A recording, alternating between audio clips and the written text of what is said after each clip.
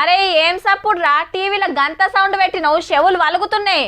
అబ్బా ఏం డీజేనో ఏమో, పొద్దచ్చంది మోగిస్తూనే ఉన్నారు, పానమంతా గాయ గాయ అవుతుంది.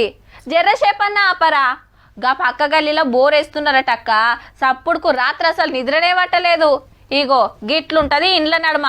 ముత్తెమంత సేపు సౌండ్ ఎక్కువైతేనే తట్టుకునుడు కష్టం. మరి రోడ్ల మీద ఎట్లుందో చూడుండ్రిగా.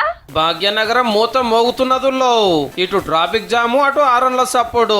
పొద్దటి పూట జరంతా నయమే గాని మాపటికెంచెల్లి రాత్రి 8 గంటల దాకా ఓ రేంజ్లు ఉంటుందట.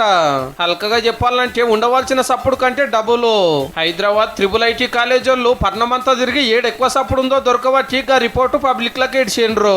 ఈ కొసకు గచ్చిపోలి నుంచి ఆ కొసకు ఉప్పల్ దాకా, అటు జీడిమెట్ల నుంచి ఇటు ఫలక్నామా దాకా మామూలుగా లేదట మోత. కంపెనీలకెళ్ళి కొంత, బండ్లతోటి కొంత. రోడ్ల మీద ట్రాఫిక్ జామ్ అయినా మనోళ్ళు కుయ్య ఆరన్ కొట్టుడేనాయే. సిగ్నల్ పడి ఆగినా చేతులు గులగుల పెడతానే ఉండే. మళ్ళా సోకుల కోసం డుగ్గు బండ్లకు ఎరైటీ గొట్టాలు పెట్టుకొని ఆరన్ కొడితే సప్పుడికే అదురుకుంటారు పక్కకున్నోళ్ళు. పోలీసులు దొరకబట్టి పొతం పెడుతున్నా ఆగుడనే ముచ్చటే లేదు.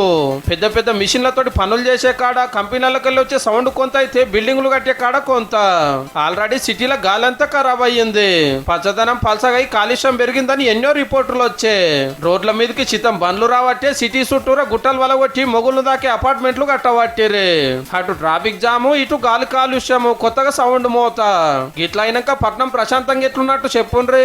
ఇది కంట్రోల్ చేస్తానికి బరువులు మోయవలసిన అవసరం లేదు, సముద్రం నీదవలసిన తిప్పలు లేదు.